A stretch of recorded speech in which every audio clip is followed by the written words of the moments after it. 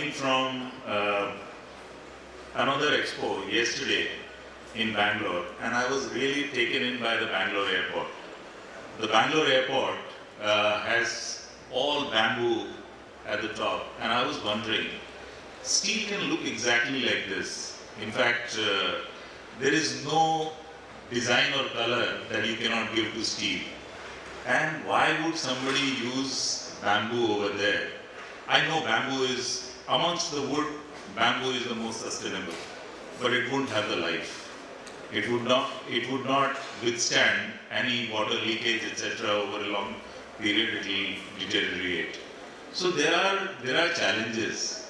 I won't say that I won't argue against bamboo, because I think bamboo, amongst all wood-based material, plant-based material, is probably the best material to use. And bamboo is a great metaphor.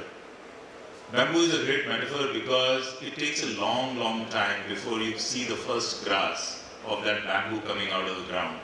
But thereafter, the way bamboo grows, that is what is an exponential curve. I think India is at that cusp of that little shoot of bamboo that it has come. You know, there is, I don't want to, sell to the already converted what are the virtues of steel. But I would like to talk about, whereas India is much below the world average in consumption of steel. If the world average is around 220 kg per person per annum, India is only at around 85. And therefore it presents an opportunity. But it also presents an opportunity for an entirely different reason. And many of the reasons have already been talked about by Mr. Padiga. There was also Mr. Mahindra also talked about it. I think there is Mr. Shah is of course a convert, that is why he heads this kind of an organization. And this Steel Expo is all about using steel in construction, whether it is because faster construction is there, or the time that you save can be converted into money. I was also listening to the fact that although initially there is only about 20% extra cost, but people have been also able to design economically and therefore even make the cost at par or even below the cost of concrete construction. These are all good reasons why steel should be used in construction.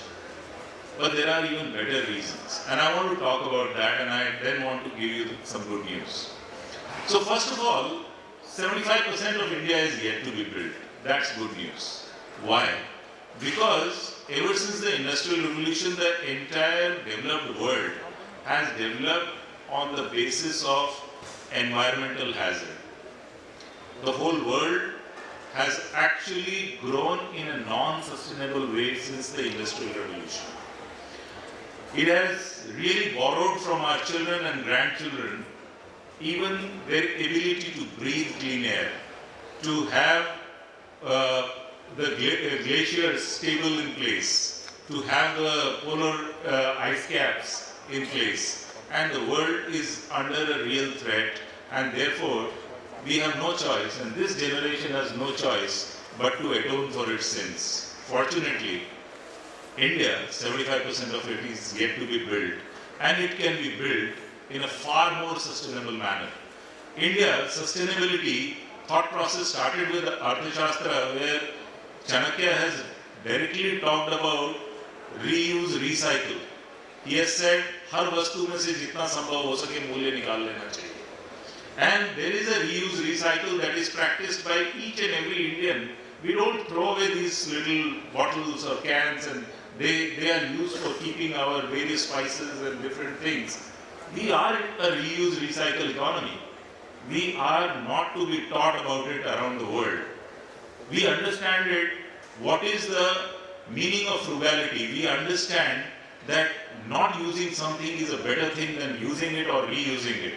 We understand all that, but we have been in the past accused of Hindu rate of growth. Hindu rate of growth was a misnomer. It was actually India which had forgotten how to have the Hindu rate of growth in this country.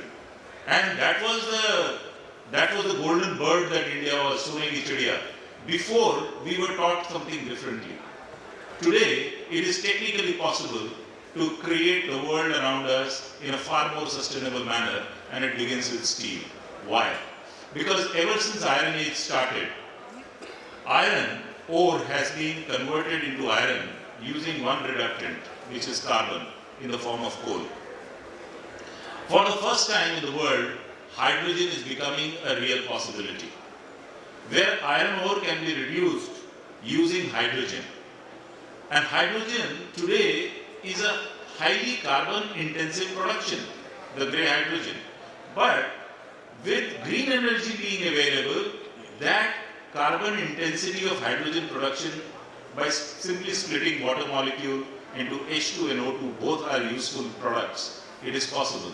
And therefore, the equation that was Fe2O3 plus C is equal to Fe plus CO2 becomes Fe2O3 plus H2 becomes Fe plus H2O. That is what? Iron and water. Simple equation. Do you even have that simplicity possible for cement? For producing cement, which is a CaO, Al2O3, SiO2 matrix, the CaO gets produced out of CaCO3, calcium carbonate, and you have to use heat in order to split it into calcium oxide and carbon dioxide, and necessarily you have to emit carbon dioxide. So imagine a society which is far more conscious of carbon dioxide. Would it prefer cement or would it prefer steel, which is getting produced from green hydrogen or green electricity? But green hydrogen may be about 4 or 5 years away to produce economically. India is making big strides into renewable energy, and that renewable energy will be available in plenty in about between 2030 and 2035. But the journey between now and 2030 is a very interesting journey. And that journey is about the renewable energy to be used for melting scrap. Although there is not enough scrap that is available in India, because we are not yet into the recycling of steel, we have not consumed enough steel to be able to recycle. But there is still enough which is getting produced in the process of production of the normal steel using blast furnace BOF route or even DRI route. You are able to produce some amount of scrap in the normal process. So it is technically possible to have that scrap available to the steel plants, use the renewable energy, melt it in electric arc furnaces, and if you are able to do that, you can reduce the carbon footprint quite significantly. This is what precisely Jindal Steel and Power has done.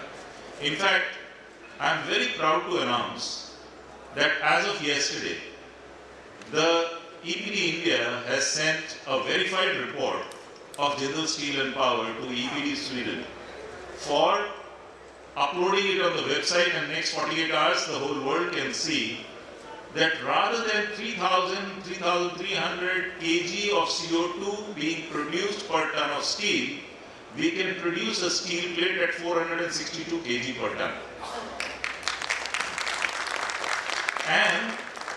And this green steel is available at scale. We are as of now negotiating 500,000 ton deal to be supplied to NEOM, which will be completely green steel, with the largest range of products that only Jindal Steel and Power has in this country, because it is completely focused on construction. It produces plates, it produces structurals, it produces rails. The plates can be converted into the welded structures, and all this is only available with one company in the country. And I'm sure that there will be other companies that will follow. And it is not about only Jindal Steel and Power, it is about how India is going to grow. Because if India is going to grow to 300 million tons of steel capacity, then all these facilities must come up with others. But our old mindsets will not work. Our old mindset of BF, BOF, the blast furnace BOF route, to be the most economical route, is no longer most economical in terms of carbon dioxide. As soon as carbon credits and carbon taxes come in place, there will be a problem for BF, BOF route. Electric arc furnace will be the right route when renewable energy is available. And the renewable energy is available more and more. there are still many challenges on the policy front. For example, if you buy 100 megawatt of energy from the grid, you are allowed to use only 30 megawatt as renewable energy component of that one. That's the law of the land. Whereas if I was in Europe, I could choose whether I want to support nuclear energy, then in my house I would pay for nuclear energy. Electrons in the grid do not know whether they came from nuclear, they came from solar, wind, offshore, onshore, or they came from fossil fuel. Electrons don't know. So there is no point in going down that direction. The direction is that give consumers the choice what they want to support. I want to support tidal power, I will pay for tidal power. I want to support nuclear energy, I will pay for nuclear energy. I want to support solar, I will pay for solar. Whichever is the relevant cost of that will be charged to me. Now that is the kind of legislative changes that we require in India. And our rules and regulations in India actually did not exist until yesterday when we did for India the first time how to get an EPD certification for a green steel. In fact, the world has not even agreed on a taxonomy for green steel, and people are arbitrarily deciding certain numbers, 800 kg cradle to gate, somebody will call it 850 kg cradle to gate. All these kind of taxonomies are there. But the direction of travel is right, and I am happy about the direction of travel. Because when we start using this at scale, imagine what will happen to India of tomorrow. Imagine India's balance of payment today is entirely based on fossil fuel, or majorly based on fossil fuel. If rupee is weak against dollar, it is because of petrodollar. And the second item, if you link with that one, is that India's 90% of coking coal is being imported. So if you add that, this number becomes even bigger. Now imagine a future when India is so self-sufficient in energy, in terms of electrical energy, that all of it gets produced, or most of it gets produced through solar for 8 hours, wind for another 8 hours, and pump storage, because you will have excess solar during the day. So you pump water up from one mine to another mine, just potential difference. And this water can be used in the night for producing the hydropower. And this becomes then 24/7, round the clock, renewable energy available to the country. When this electricity is available round the clock, because that was the greatest challenge, and therefore fossil fuel had a logic to stay there. And if there is still a grid stability requirement, some amount of fossil fuel can be used over there. Now, when we use like that, then India does not need to import that much of energy, because a lot of energy, petrofuels, are being used for powering our vehicles, they are used for powering many of our furnaces, etc., and they can be converted to electrical. That means that emissions, even fugitive emissions, will go down. But balance of payment will change, because the balance that can be done through coal gasification and coal to liquid. And India has plenty of thermal coal. In fact, there is a lot of deep-bedded coal that we can promote the technology of underground coal gasification, which will allow things to happen in a far more environmentally friendly manner, because you don't even have to do any deforestation if you are doing an underground coal gasification. You will be able to sequestrate carbon dioxide that gets generated in the process into the ground there itself. And therefore, you can have much greener form of energy. You can have no necessity of this fossil fuel being imported into the country, and the country's balance of payment goes in our favor. On top of it, this supply chain that we create in India becomes a strong supply chain to supply to the rest of the world. Atmanirbhar Bharat is not just a jumla. Atmanirbharta, self-sufficiency, is the way forward for our future to become a developed nation.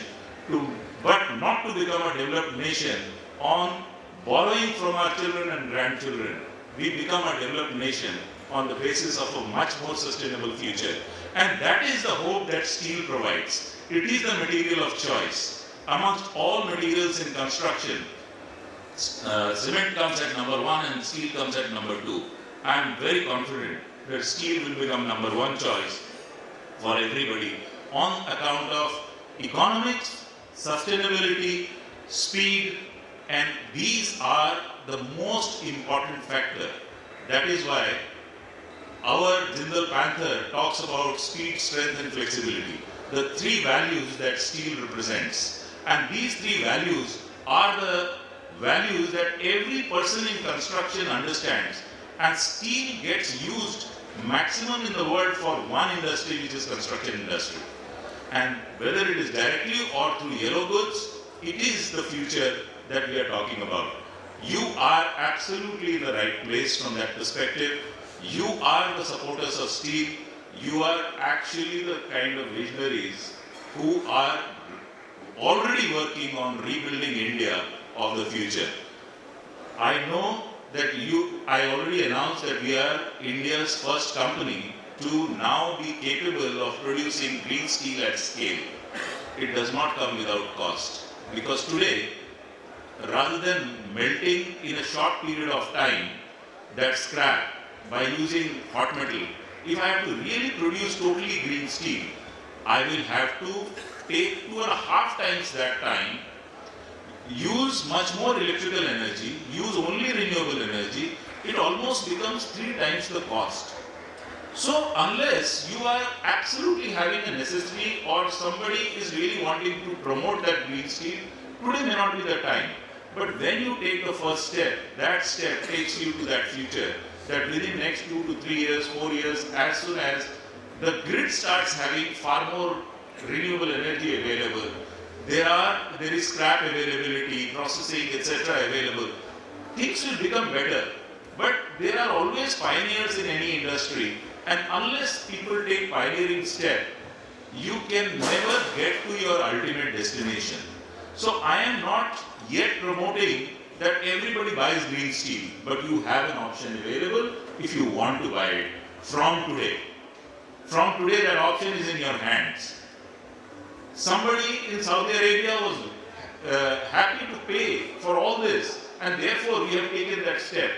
I am sure India will be not only capable, but we are moving in a direction when green steel will be available at a cost lower than the carbon-based steel.